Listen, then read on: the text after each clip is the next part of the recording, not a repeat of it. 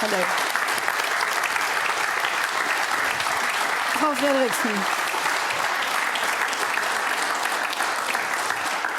Erstmal herzlichen Glückwunsch. Die Dänen haben die Deutschen geschlagen im Handball gestern Abend.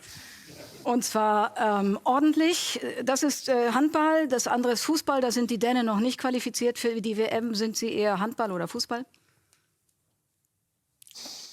Ich mag beide Sportarten. Aber ich bin sehr dankbar über die massive deutsche Unterstützung, die wir für Grönland und Dänemark in dieser Situation bekommen haben. Und es tut mir sehr leid, dass unsere Antwort dann diese Niederlage im Handball war. Wir nehmen es sportlich. Wir nehmen das sportlich, aber die Fußball-Weltmeisterschaft wird stattfinden, unter anderem in den Vereinigten Staaten. In Deutschland wird darüber diskutiert, ob es einen Boykott geben soll, der Mannschaften, aber auch des Publikums. Wie stehen Sie dazu? Dazu verwenden wir unsere Zeit nicht im Moment. Im Moment haben wir uns auch noch nicht qualifiziert. Wir hoffen natürlich drauf, aber das sehen wir dann. Das sagt aber etwas über den Umgang. Wir suchen einen Weg im Umgang mit einem alten Verbündeten, mit den Vereinigten Staaten, mit einem Donald Trump, der zum Beispiel, wenn er über europäische Truppen in Afghanistan spricht, solche Sätze sagt wie, naja, sie blieben ein wenig zurück, ein wenig abseits der Frontlinie. Ist das ein bisschen symbolisch dafür, wie dieser Präsident auf Europa blickt? Ich denke, wir müssen uns das so ansehen. Also aus europäischer Sicht gibt es da einen roten Faden in dem, was hier passiert. Die Rede, die bei der Sicherheitskonferenz in München vor bald einem Jahr gehalten wurde, seine Einsetzungsrede und die Sicherheitsstrategie, die vorgelegt wurde im Herbst 25. Das, was in der Verteidigungsstrategie steht, die Monroe-Doktrin, the Western Hemisphere, wenn man das alles addiert, dann ist das ein Bruch mit der Weltordnung, die die meisten von uns im Studio kennen, mit der wir aufgewachsen sind, an die wir glauben, für die wir uns engagieren und die vielen Deutschen am Herzen liegt. Ich bin sehr selbst transatlantisch eingestellt, bin sehr dankbar den Amerikanern gegenüber. Aber es gibt so eine große Aufbruchsstimmung, dass es für mich am allerwichtigsten ist, dass wir Europäer jetzt das tun, was das Richtige ist, um unsere Bevölkerung zu schützen, unsere Länder, unsere Freiheit, die Sicherheit. Und da geht es in erster Linie darum, dass wir uns selbst verteidigen können müssen. In Bezug auf die Worte, die hier gefallen sind, bezüglich unserer Kriegsveteranen und unserer Soldaten, ist das schmerzhaft, sich das anhören zu müssen. Ich bin selbst die kleine Schwester eines Kriegsveteranen in Dänemark und wir sind eins der Länder, das den Amerikanern sehr eng beigestanden hat in Institutionen wie in Afghanistan. Wir haben sehr viele Soldaten verloren. Wir haben viele, die ihre besten Jahre dafür geopfert haben. Und ich erwarte natürlich, dass man über dänische Soldaten und Soldaten ganz allgemein respektvoll behandelt und respektvoll über sie spricht. Erwarten Sie auch eine Entschuldigung? Ich möchte sagen, ganz allgemein, die Diskussion, die wir mit den Amerikanern haben, die nehme ich am liebsten mit den Amerikanern selbst. Ich verhalte mich zu der Situation, in der die Dänen und Grönländer stehen, aber den Dialog nehme ich mit den Amerikanern direkt. Haben Sie mit Donald Trump persönlich gesprochen seit Davos?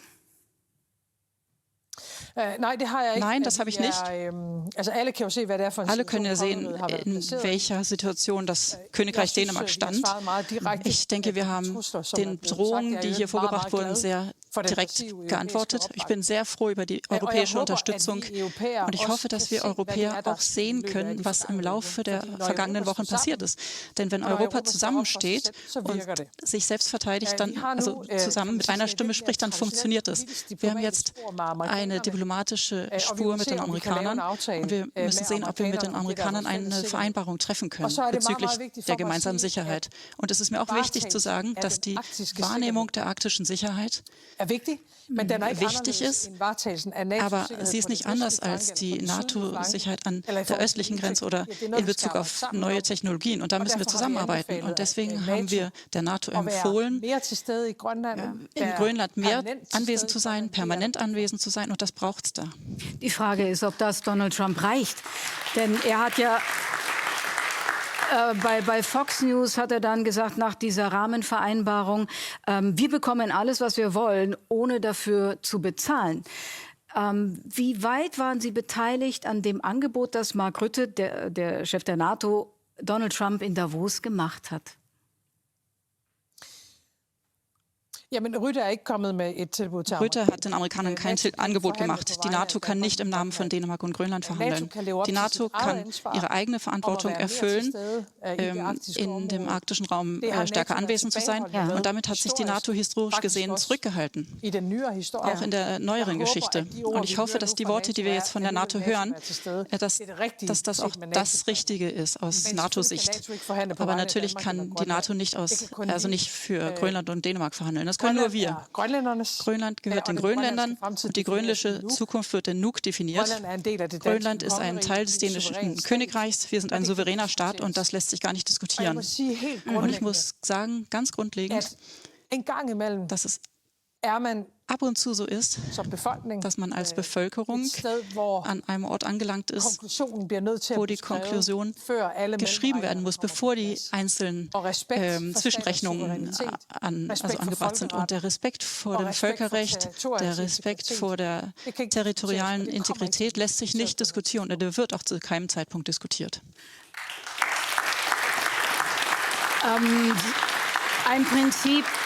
Ein Prinzip, das zumindest verbal klar in Frage gestellt wird von Donald Trump. Er diskutiert sehr wohl Regeln des Völkerrechts, indem er sich nicht daran halten möchte. Jetzt geht es um solche Fragen wie grönländisches Territorium für die Vereinigten Staaten. Ist das denkbar? Nein. Das kann man sich nicht vorstellen. Und das kann ich ganz kurz und bündig beantworten.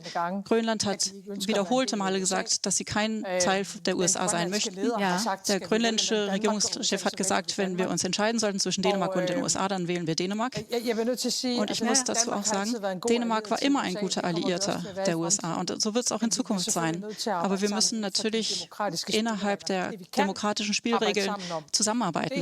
Und das, wo wir zusammenarbeiten können, das ist die Verteidigung Europas gegen Russland. Ja. Und das, was wir mit den USA tun können, das ist zusammenzustehen in einer Welt, wo Russland nicht nur einen Krieg in Europa begonnen hat, sondern auch mit Nordkorea und dem Iran zusammenarbeitet. Gegen China, da können wir zusammenarbeiten. Wir können die östliche Flanke der NATO verteidigen. Wir können die Sicherheit in der Arktis verteidigen.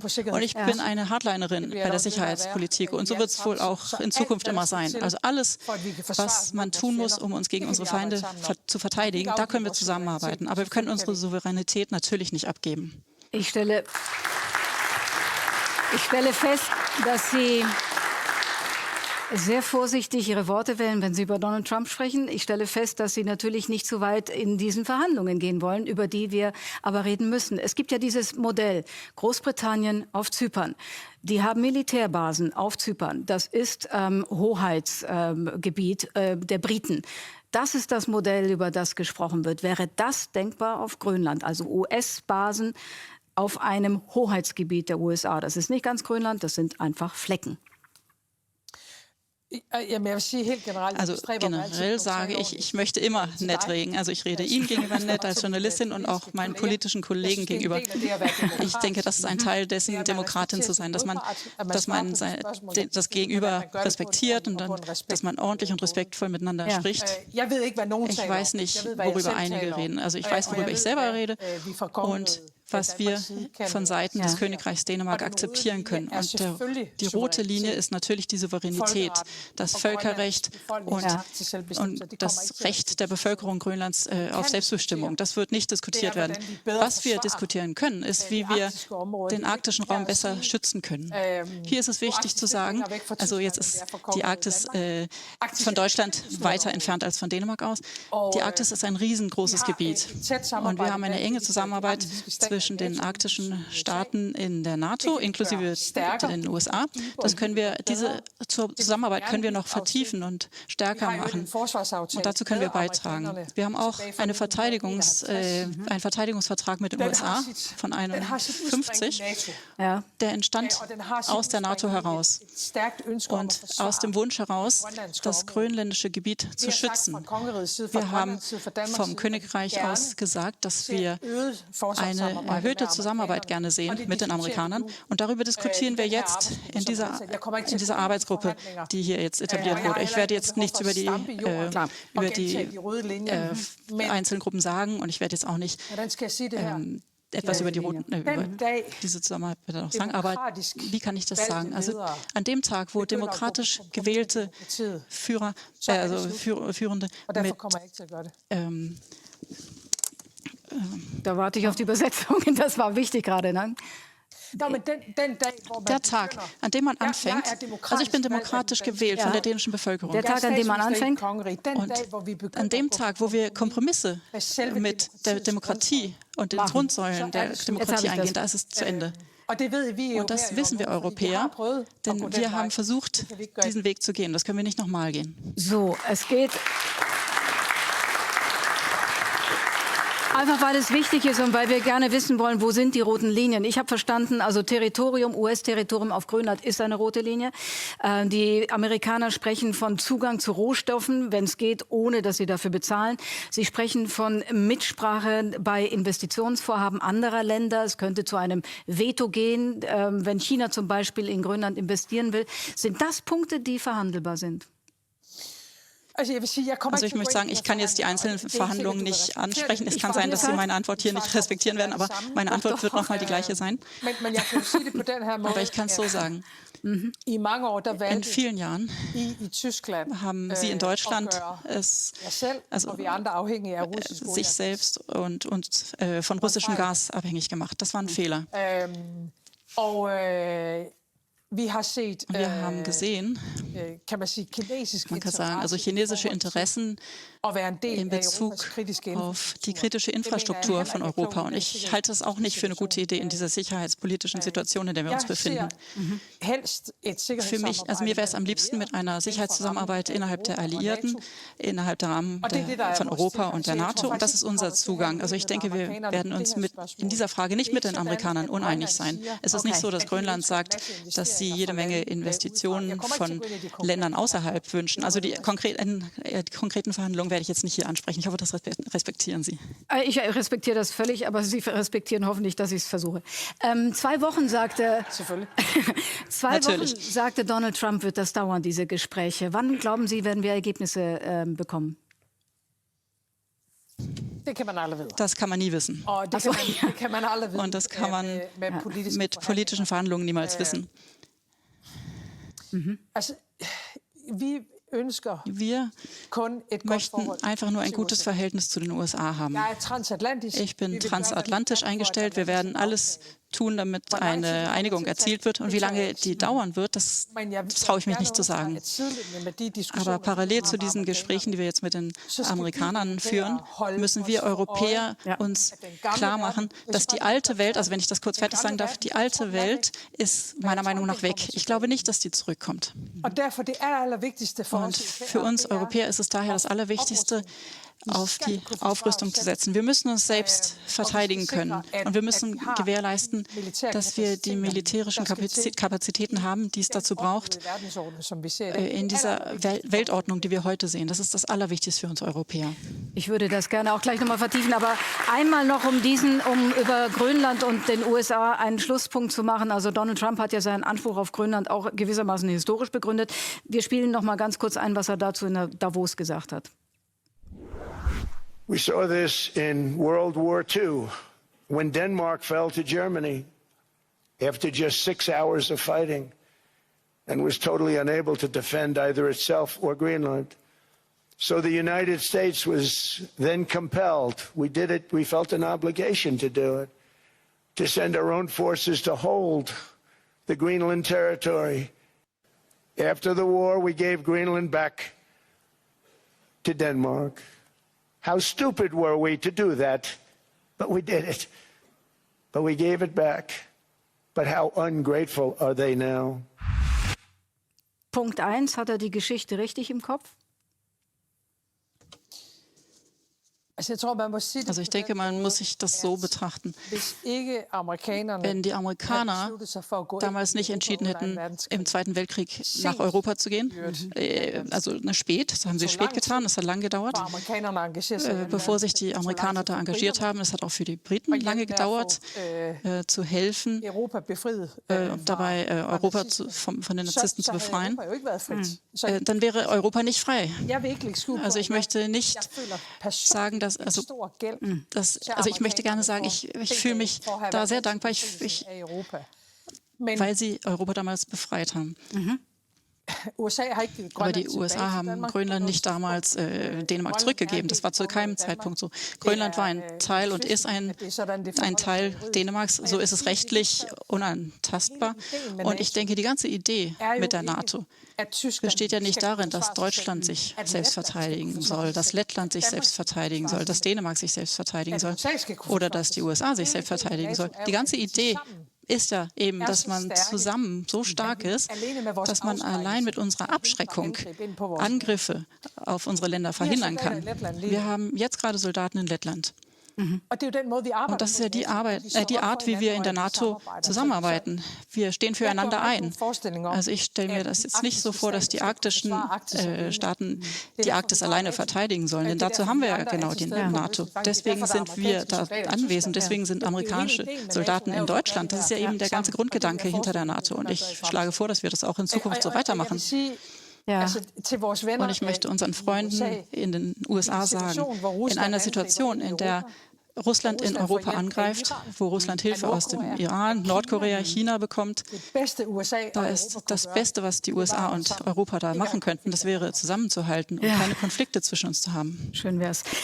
Freitag waren Sie in Grönland.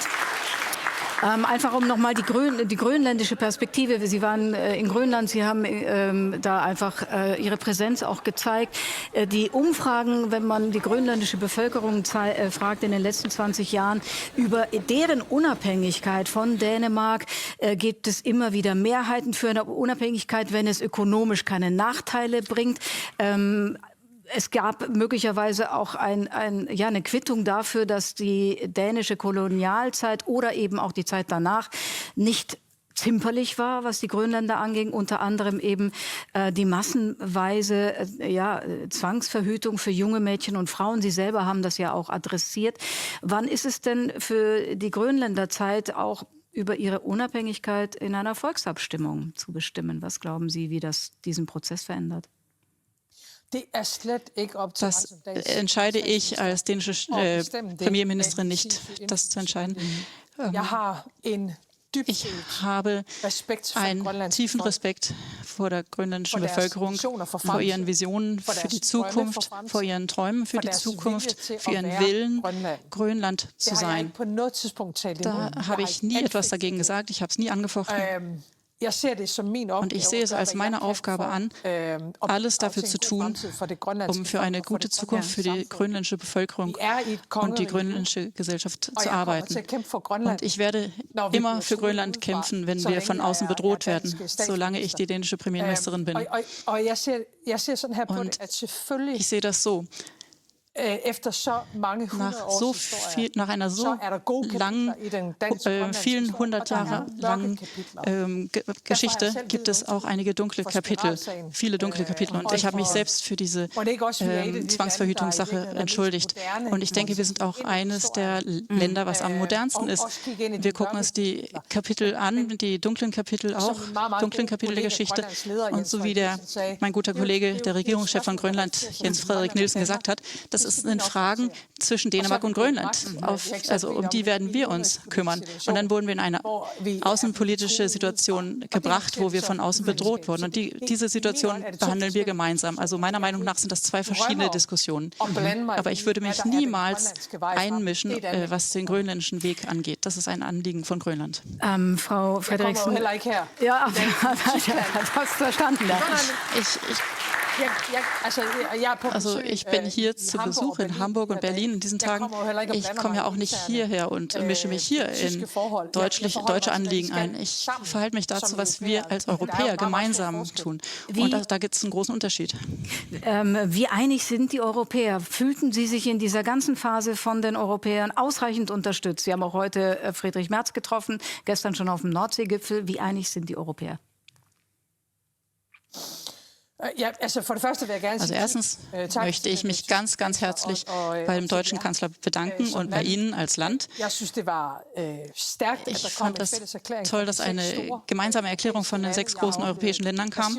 Ich habe eine Riesenunterstützung erfahren von der EU und vom Europäischen Rat, vom ganzen Norden, von unseren Freunden aus Kanada und von anderen wichtigen Alliierten. Wir haben uns nie alleingelassen gefühlt. Und wie ich vorhin schon gesagt habe, hoffe ich, dass alle Europäer auch überlegen, was hat hier gut funktioniert. Und das, was gut funktioniert hat, war die Tatsache, dass wir zusammengestanden haben. Wir haben zusammengehalten, Europa stand zusammen. Und als ein Handelskrieg angedroht wurde von den USA, dagegen waren wir ja, denn das würde Europa schaden und unserer Wirtschaft, unseren Arbeitsplätzen. Und es würde auch der amerikanischen Wirtschaft schaden. Also wir empfehlen keinen Handelskrieg, aber wir haben ganz eindeutig gesagt, wenn ein Handelskrieg auf Europa übertragen wird, dann kommt auch eine robuste Gegenantwort von uns. Und das ist meiner Meinung nach die Art, wie Europa arbeiten muss. Also vielen, vielen Dank an Europa. Für mich gibt es auch keinen anderen Weg. Wenn ein europäisches Land von außen bedroht wird, dann müssen wir eine Kette bilden, die so stark ist, dass alle es sehen können. Drei Themen sind da wichtig. Das eine Thema ist die Verteidigung. Der ukrainische Präsident Zelensky hat in Davos darüber gesprochen, dass die NATO sich auch europäisch stärken müsste, dass die Europäer eigentlich eine eigene Armee haben sollten. Teilen Sie den Gedanken?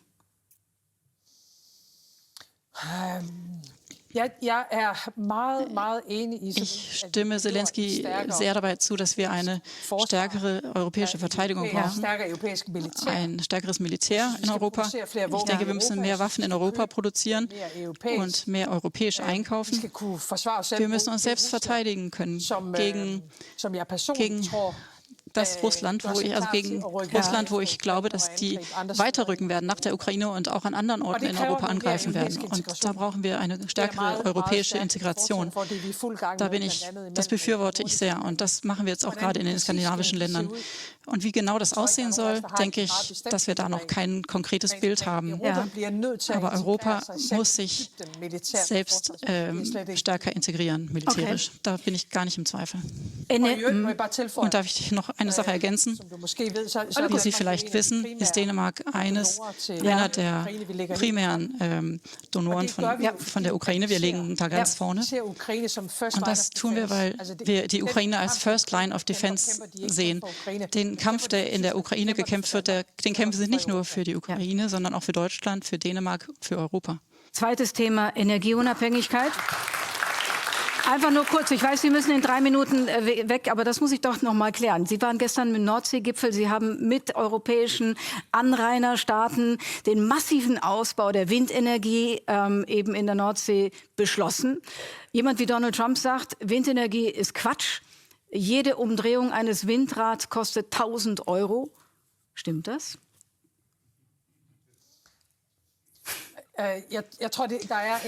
Also ich denke, da gibt es eine große Uneinigkeit.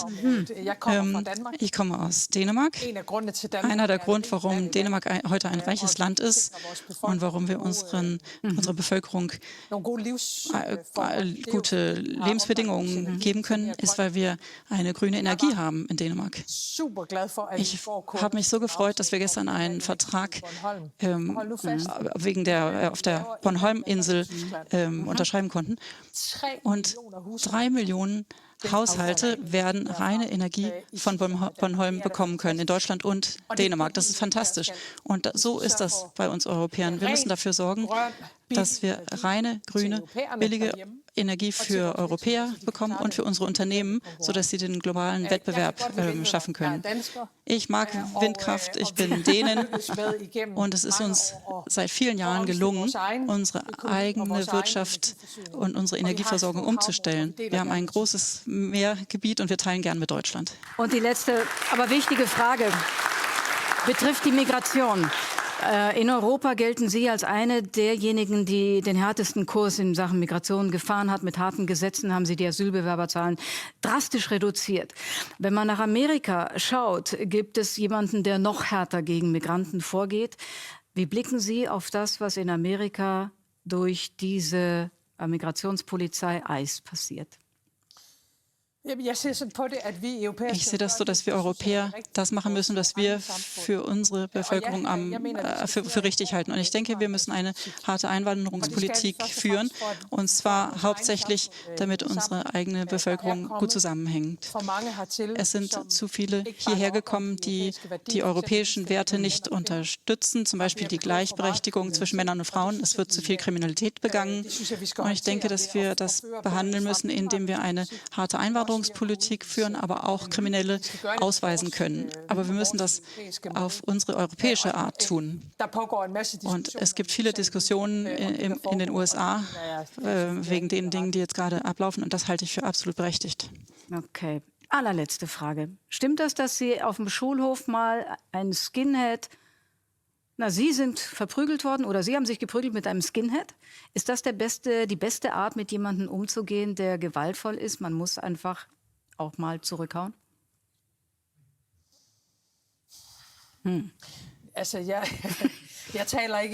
Ich spreche nicht die Sprache der Gewalt. Ich bin Demokratin von innen nach außen. Aber ich werde kämpfen für Dänemark und Grönland und ich werde für Europa kämpfen. Und wenn jemand uns bedroht, dann bin ich bereit, uns zu verteidigen. Und die größte sicherheitspolitische Bedrohung für Europa ist Russland. Und wenn wir die europäischen Länder nicht aufrüsten, dann wird dieser Krieg sich fortsetzen. Und das werde ich niemals unterstützen, dass der Krieg weitergeführt wird. Also das heißt, ich kann in einer Sprache reden, die hoffentlich keiner missverstehen kann, aber Gewalt wird niemals meine Sprache sein. Vielen Dank für den Besuch. Vielen Dank, Mette Frederiksen, Premierministerin aus Dänemark. Dankeschön. Das war nur ein Gespräch aus dieser Folge von Maischberger. Die ganze Sendung gibt es in der ARD-Mediathek. Und da gibt es auch noch sehr viel mehr Folgen von uns. Ich hoffe, wir sehen uns.